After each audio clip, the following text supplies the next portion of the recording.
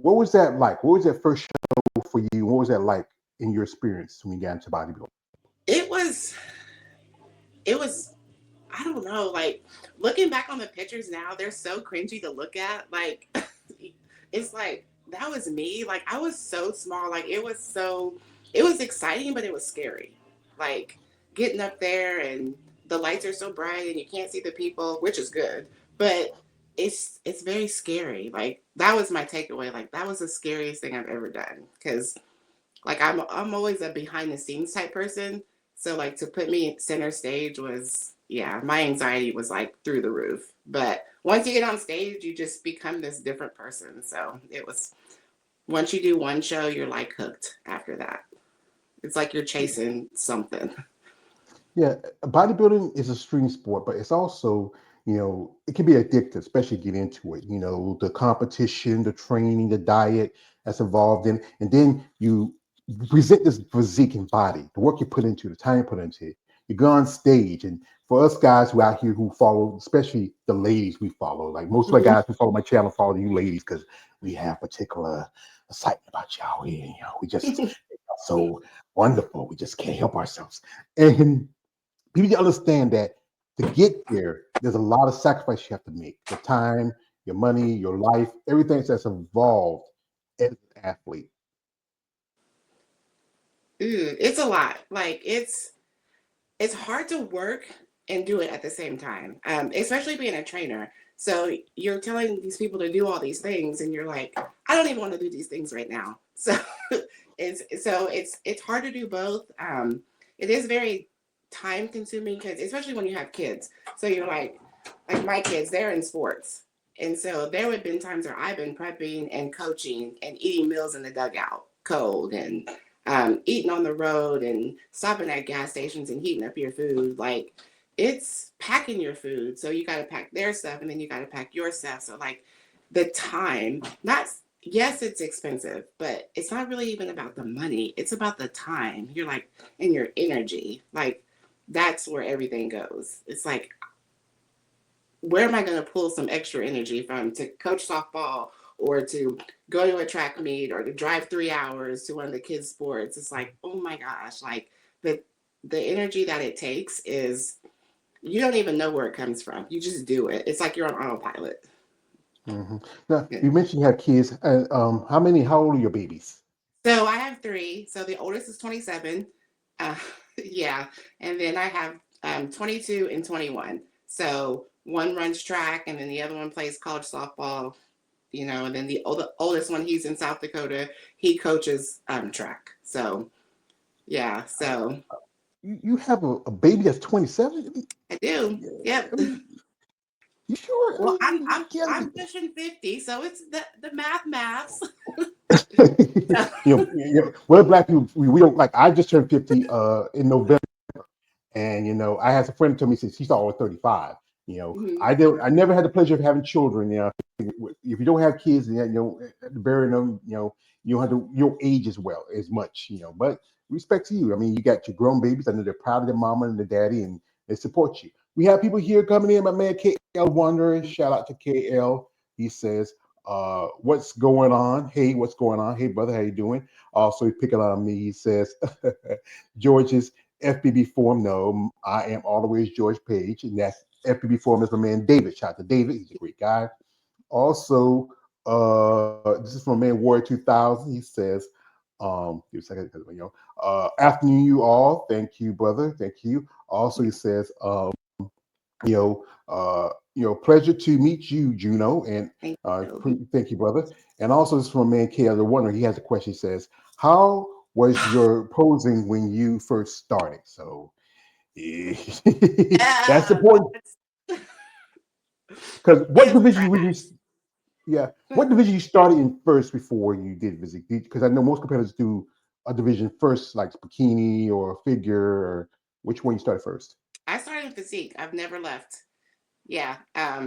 Posing was oh my gosh, it is trash. I think it's still trash now, but like more trash back then. It was so bad. Like it's it's different, it's awkward. So like trying to get your body to do those things and hold and smile and breathe. And my posing was so bad. Like it was, I'm not even gonna lie, like I said, like looking back at the pictures, you're like, did I even practice? It's like it's like, jeez, it was so bad. Like I think it's bad. Like we're our biggest, critics, but it was bad. Like posing, posing actually is still my judges feedback. They're like, oh, you need to work on your posing. So, but yeah, very bad. I'll be the first to admit. Yeah, I know in your interview, David, you mentioned that your coach, and what's your coach's name? Robert Wickman. All right, all right. He's also not just your coach, but also your posing coach. Yes. And I know he has a lot to work with. It's like, you know, Yes. it's like it's like you remember in I love to talk about movies. My favorite movie is Rambo, when Troutman says to us, says, "You're like a piece of clay. I took it and just knock off around the edges, and then that's what it is. You just gotta knock off those rough edges, and then it takes time because posing is very important, especially in divisions like physique, women's bodybuilding, men's classic, and men's open and 212. You have to do that movement, Yeah. and the right music that comes with it. I've quite a few ladies who I know who are good posers, and they work with some great people. Yeah. Yeah. Like I mean, it's definitely gotten better, but like I said, it still can be better. Like we'll be in our posing session and he's like, do this, do that. And in my head, I'm like, I am doing that, but my body's not doing it. So, but it's something, it's one of those things that you always have to keep doing year round. Mhm. Yeah. We have here come from man Stephen Prey coming through. Thank out, brother, for coming through. Says, good luck in the 2025 season. Thank you, brother. Yeah. Appreciate that. Also, this is from my man Warrior 2000. He says this. He said, I saw the thumbnail on this video. Your abdominals and obliques is amazing. Very cut. And Thank you. also, he says this. He says, get a second, because my computer's a little slow. He says, keep up the good work. So yeah, because I know when he talked about he loves your abdominals. I tell you the truth, I think for any woman, that's a centerpiece of a great physique. If you have great abdominals, a good conditioning. One thing is my personal pet peeve. When I see ladies do posing, some ladies like to do the vacuum. I hate the vacuum. You do that because you try to cover weaknesses or try to copy Mhm. what the men doing. I think women who just have great, like one example lady who I interviewed right back, her name is Roxanne Edwards, great set abdominals. Bonnie Priest. One lady I remember who was a big fan of Krista Bach. A lady I actually got to meet, Anna Rivicchio, great set of abs. That's just great presentation. Now at the show, like I said, the critique was about your posing. What was the critique of everything else, and what the thing you felt like it was your best asset? Um, abs are, I always get like, oh, you have great abs. Hamstrings, I get critiqued on my hamstrings as well. They need to hang a little more. I gotta build those up. Those have always been my weakness too. So I get critiqued on those after posing. Um, Actually, though, like there's been a couple times I didn't get critiqued on my hamstrings, which I was a bit surprised. But it's usually those two things, my posing and my hamstrings. That's the one thing. As a bodybuilder, you have to improve on your strengths and also work on your weaknesses because Mhm. you want to be complete. I mean, training you have to maybe do extra days on one thing and maybe pull back on the other because you don't want to overtrain that other body part. Here we got here from a man Warrior. Shout to man Warrior again. He says a mother who has has had children and and has abs like that is a gift from God because some Yeah. ladies, yeah, because you had kids, you had 3 kids, Yes. it can really affect how your abdominals look. But I know one lady, I think is one lady, her name is I forgot can't remember her name back in my head. She had like twins, but she has a great set of abs, Yeah. but she had twins. Yeah. I think, honestly, I'm going to put this out there because I think an advantage that I have is that my kids are older. So I had my kids a long time ago. So I've had years to work on my core strength and, build it back up. Like, honestly, I feel like if I would have been one of the young mothers, like, I compete against sometimes, I feel like my core strength wouldn't be as good. So, you know, shout out to myself for having babies so early, but it's like, I think that's why. I think it's because, I had them so long ago and I've had, 20 years to, regain my core strength. So I'm just going to throw that out there. Like, and I mean, I do work hard, but I'm just saying, like, I've had time to rebuild it. So, Yeah, that's good. It takes time, and you had that yeah, time. Your kids were growing up. Now they're pretty much about grown, yeah, And I know you're a proud mother. You're proud of your children, both of you and Dewan.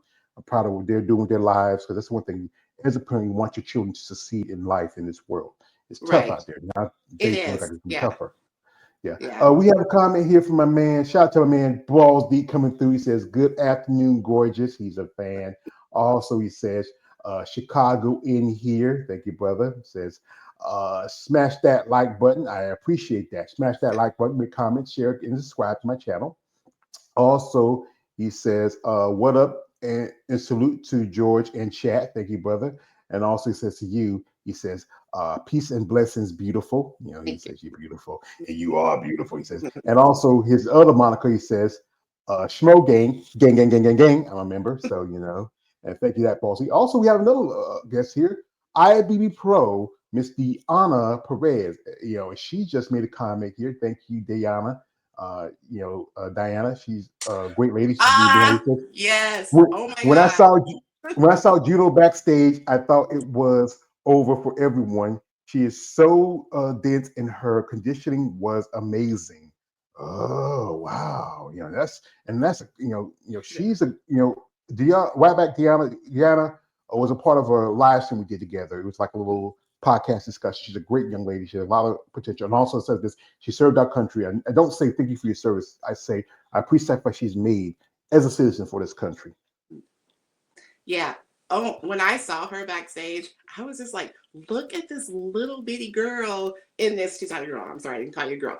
Look at that. That's what I was thinking. Look at this little bitty We girl about in this. 50. Wait, Yeah. I'm like this. When we're about 50, and when they're Yeah. still young, they're still girls. They're still like I call shooting babies. Yeah. You're not at our age yet. You're not really. We're not gonna call you like that.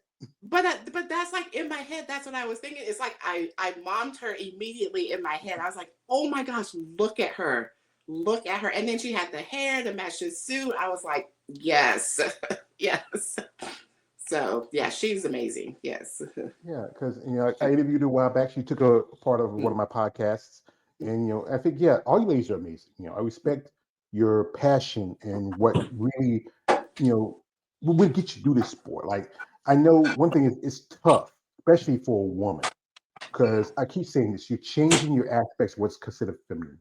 You're changing by getting muscle, which most people will see as an offense. That hey, women getting muscle like that, and you're trying to be manly. And then it's always an issue with people talking about, oh, all you gotta do is take steroids. You just like that. No, that's not. That's only a small factor to it. Don't you Unless you are, wish it was that easy? I people tell me, say George, if they take the stuff I take, the gear I took, then they wouldn't look like as half as good as I do because the fact is, if you don't stay consistent, you don't follow a diet, you don't work on a plan, you just can't just just lift weights and just pop in. You have to be consistent, disciplined. There's so much more evolved to this, especially for the aspects of women. You have to. It's more of a cost for y'all compared to the men. As I said Right. again, your husband gonna get a $30-$40 banana hammock and a pair of boy shorts. You have to get a nice suit. Might cost you about $800 to $1,000, even a couple $1,000. You got to get your hair and makeup done, and not it's just counting the tanning and everything else that's involved in it. Yeah. Yeah.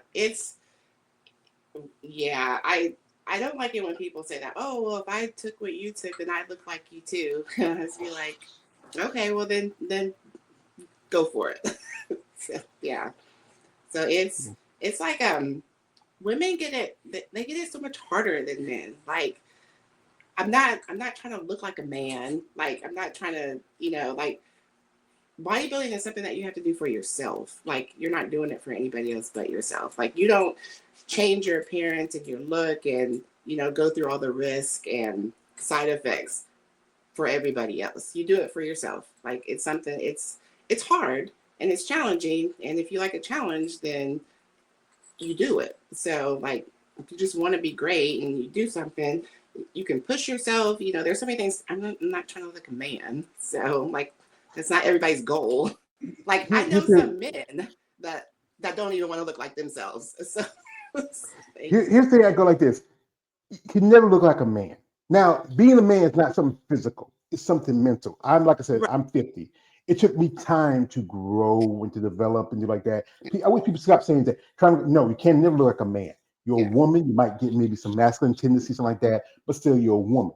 It's Yeah. just the mindset is different from that, And like I said, they tell me they'll do this for the money, do it because they love doing it, because they love Right. competing. But I wish, as I said again, from my conversation, I wish there was more benefits, like especially financially. Like you just turned pro. We had a discussion earlier the week with the whole thing about the pro card thing, like the Right. activities like that, and that's the thing is that there's so much involved in it, and the time and work you put into it, and you want to really get the opportunities just as much as the men do. I mean, financially, if anything, like sponsorship does help for a lot of competitors. Like, are you sponsored? No. By my Yeah. husband, if that counts. Oh, we don't count. He always people go for money. It's just funny things about this. People always go for the money unless you are the top male competitors or whatever you get Right. lucky enough. Most people put the money towards the guys and do the women. But I wish more people give y'all ladies the opportunity as much as your male counterparts. Y'all work just as hard. Your training is Right. different because it's us men. We can, like I said, I when I was in high school, I used to lift weights, and I was playing football, and I put on muscle pretty good. Women, your bodies are different because we have testosterone naturally. Y'all don't have so much of it, and Right. without that, you can't grow the muscle like we do. Okay. Women, this is why I feel like women should get more. Like somebody's probably going to come at me, but Go ahead. our bodies go through more. So we have to work twice as hard. Not saying that men don't work hard, but we have to work twice as hard.